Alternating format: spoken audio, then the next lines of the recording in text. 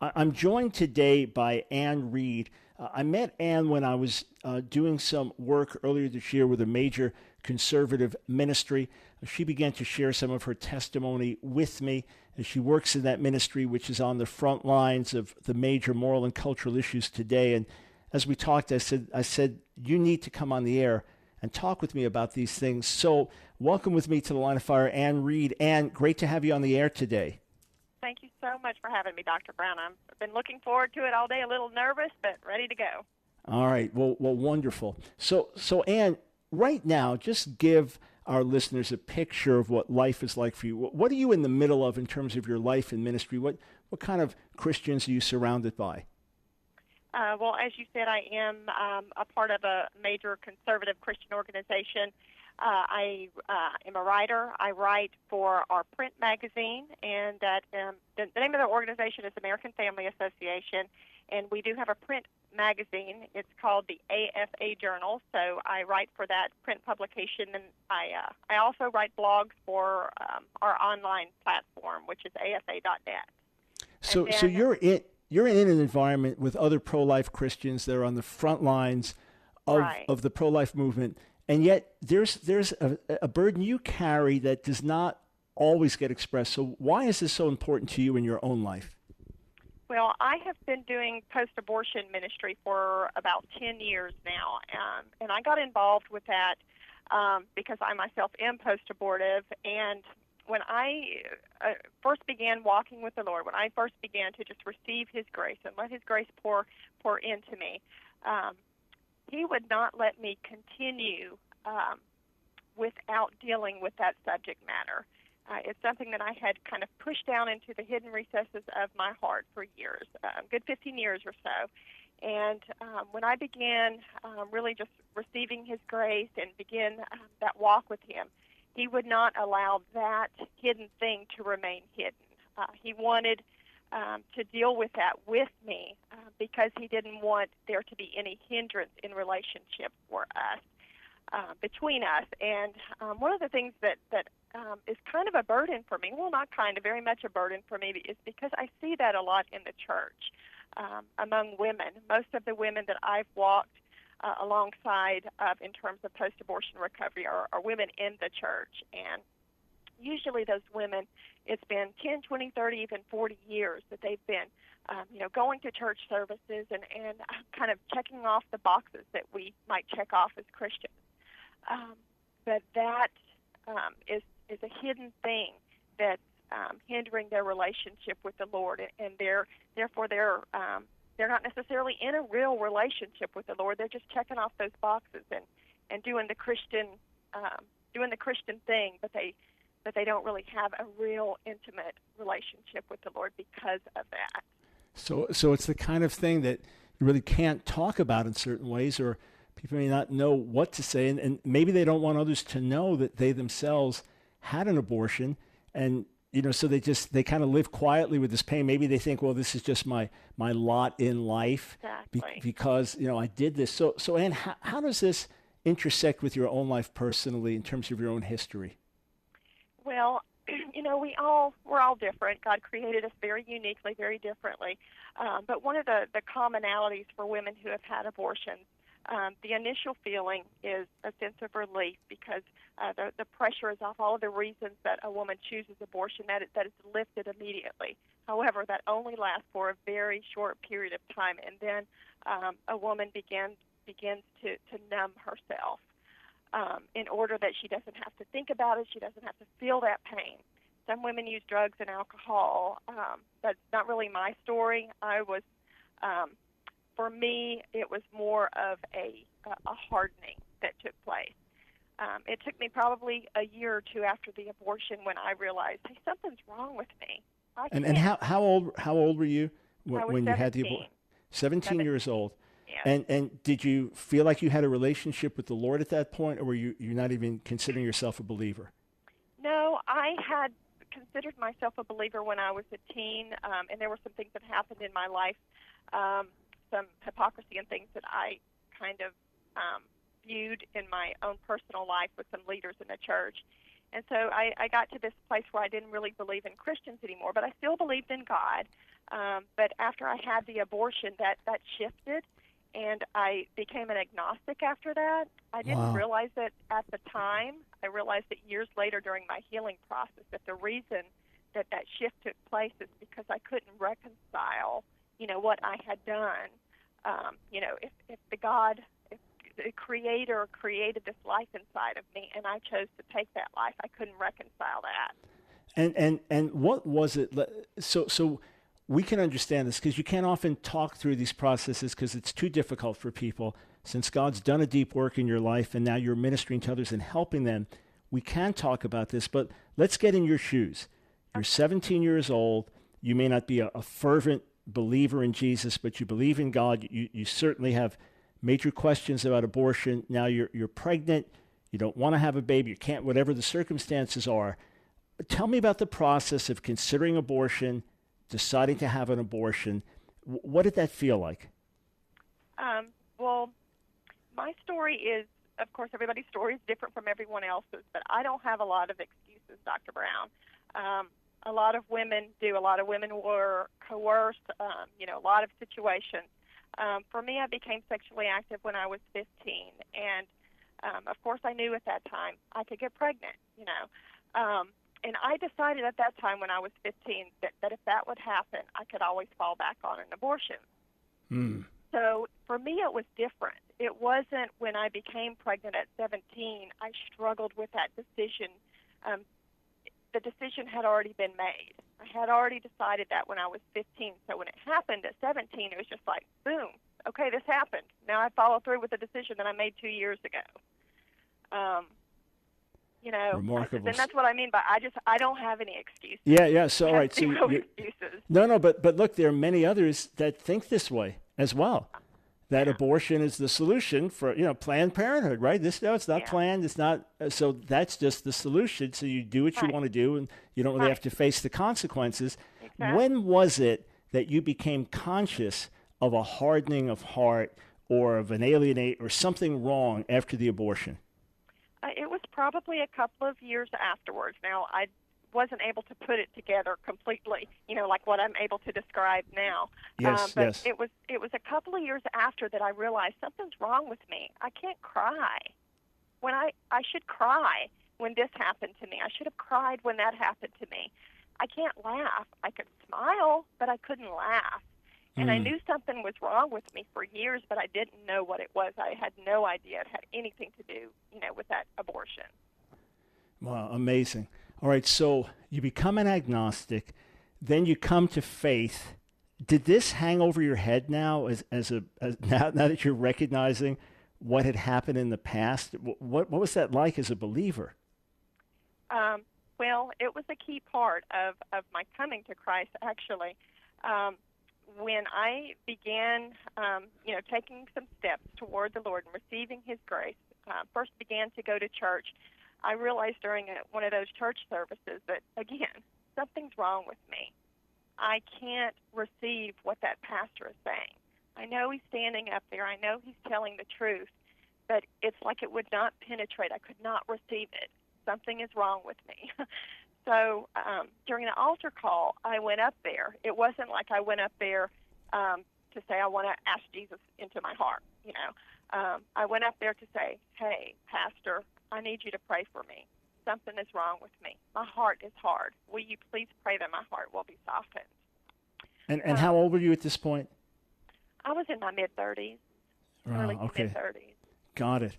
And from what you've seen now, Ann, as you have now ministered to other women and been involved with this, how common is it that women are suffering trauma from abortion as believers? When I got saved, I had done wicked things, stolen money from my own father, broken into a doctor's office with a friend. I was a liar. I was a rebel, just an ugly person. And the Holy Spirit had been convicting me, and I felt miserable. But then when I got saved, the guilt was gone, literally was gone. I couldn't find it. I looked for it, and I couldn't find it. I was 100% forgiven by the Lord. I would just assume, in my naive approach to things, okay, a woman had an abortion, she gets saved, and she knows she's forgiven, and she goes on, and everything's fine. For many women, it's not so easy, though. Yeah, it really isn't. Women really, really struggle. And even walking women through post-abortion recovery, sometimes at the end of it, I know God is ultimately responsible for what happens with those women, but there have been times where, we go through 8 to 10 weeks, and at the end of it, I just feel like a failure. Like she didn't get it. She went through these 10 weeks, and she didn't get it. She didn't get that she's forgiven. So it can just be, a very difficult journey for women to come to terms with, the fact that God has forgiven them. And I hear women talk a lot about they just can't forgive themselves. And, I try to be very sensitive with that. But what supersedes that is receiving God's forgiveness. Because in actuality, I could have forgiven myself for those 15 years before I received God's forgiveness, but that could have been me justifying it. And I find that oftentimes that's what women will try to do. They'll try to find a way to justify what they did. So that's just not the answer. The answer is coming to terms with how sinful it was, and yet. All right, so not lessening the guilt, facing it head on, and then receiving forgiveness. Right. We come back. I want Ann to talk to you, our listeners. Stay tuned.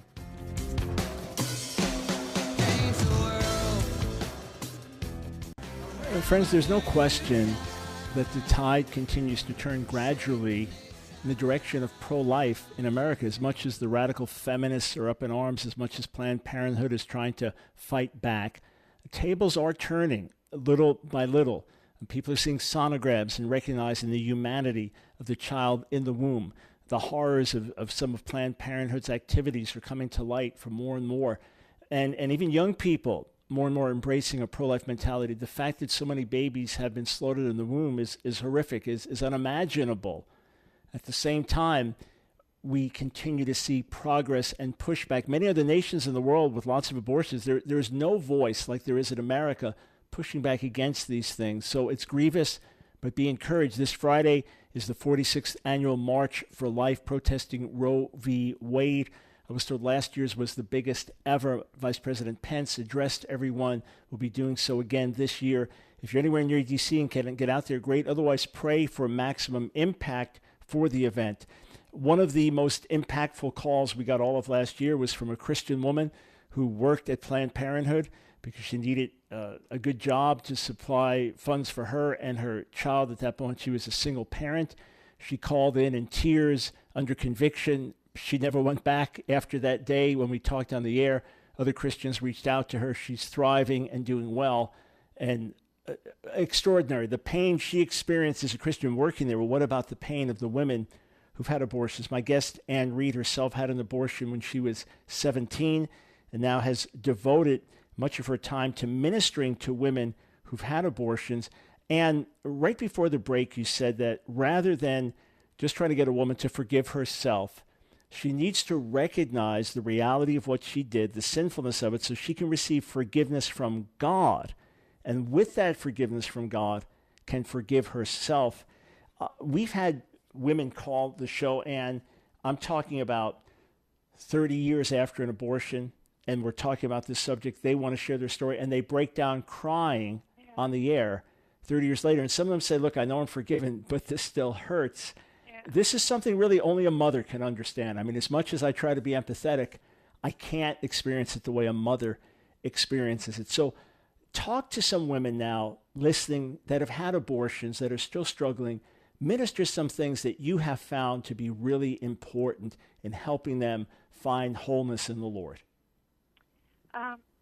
Well, one of the things that was really impactful for me as I was going through this healing process was our inability to receive God's forgiveness for this sin can actually be a form of idolatry. Sounds kind of crazy, I know, but when we take any sin of ours and we place it in a position that is beyond what Christ did on that cross, then we're idolizing that sin. We kind of think, what we'll tend to do is think, well, I've got to pay for what I did, so there's no way that I can receive forgiveness and live this life this abundant life and this life of freedom because I've got to pay for this. No, you don't. That's what Jesus did. Jesus paid for that. Yeah, So I, yeah. I So, would so say in other words, as ugly as it is, it's still something that Jesus paid for. It's not in a unique category. There are people absolutely in jail who are former murderers and are right. enjoying freedom in the Lord, even though they consciously took the life of an adult human being. So Right. why shouldn't a woman who had an abortion receive that? Now, when you say that to Right. someone, they may think you're making me feel more guilty, but obviously this is a key to their freedom. Yes, absolutely. And there is something just so important. I know we've already touched on this, but I don't. Do I have a couple of minutes? I'd like Oh to no, we're kind of good. Go share. for it. Go Okay. for it. Um, I I'm just going to share a little bit about something huge that happened in my life at the very beginning of this walking this thing out with the Lord, and He was beginning to just kind of open up the doors and lead me into healing on this. Now, keep in mind, for 15, 16 years, I had never spoken of this. It was buried down, way down in the darkness of my heart. And one Saturday, I decided I was going to watch, just kind of last minute, I was flipping through the channels, and I stopped on this program about abortion. And it took a huge amount of nerve for me to even just stop there and watch it. And so they were discussing abortion, and they showed this image. It was very much a graphic image. And I hope I'm okay with describing what it was. Go ahead. But it was a bucket that was full of aborted babies. Mm. So when I looked, to this day I cannot tell this story without crying, so excuse me. When I looked at that image, I looked at that, and my eyes just zeroed in on all of these tiny little hands. And when I saw it, I saw myself for who I really was. All those years I had been running from who I really was, from what I had really done. And amazingly, and when I tell that, it might sound as though, oh, that is so terrible. It's so terrible she experienced that. But it was the best thing that ever happened to me because I saw myself for who I was. I saw myself as this wretched sinner. Before that, I'd never seen myself that way. So I saw myself in truth. And at the same time, in that very moment, Christ shone his light on me. And he turned everything, all of that darkness, he turned it into light. It was a miraculous moment when I looked at that truth. Wow. So again, it's the same process that the deep conviction brings deep forgiveness and relief. Like Yeah. Spurgeon said, the convicted criminal about to be hung with the rope around his neck, who's pardoned, has a deeper sense of gratefulness and appreciation Right. because of that. So God did this deeply in you. You've been burdened to help other women walk this out. What would you say, though, to someone listening right now who's right in the middle of contemplating abortion? And in your case, it was just promiscuity and, all right, here, birth, whatever, if I don't want the baby, don't want the consequences of sex, fine. With many other women, there's a whole different decision. They're thinking, okay, my kids don't have enough food. My husband left the house. I'm on my own. If I have another child, how can I provide? I can't stay home and be with the baby. And they're wrestling with these things, and they're actually thinking maybe abortion is the most compassionate thing I can do. It's the best thing I could do for my family or even for my own mental, welfare. What would you tell someone really contemplating, wrestling with abortion for those reasons? Well, I would encourage you to do the same thing that I did, is to face the truth in those moments. Don't allow yourself to listen to the lies that the media tells us that this is your choice and this isn't really a baby and those types of things. Go look for the truth. What are we really talking about here? And put your eyes on Jesus.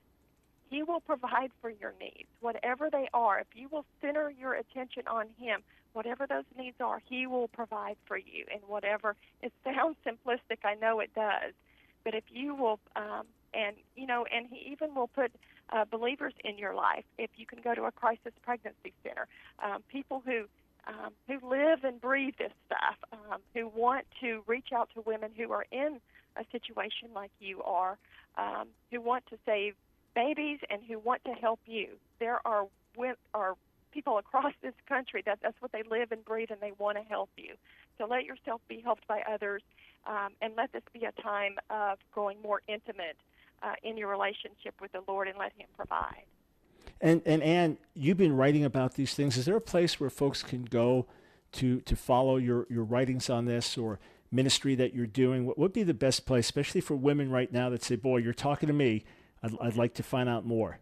I do have a website. It's lifeawakened.org.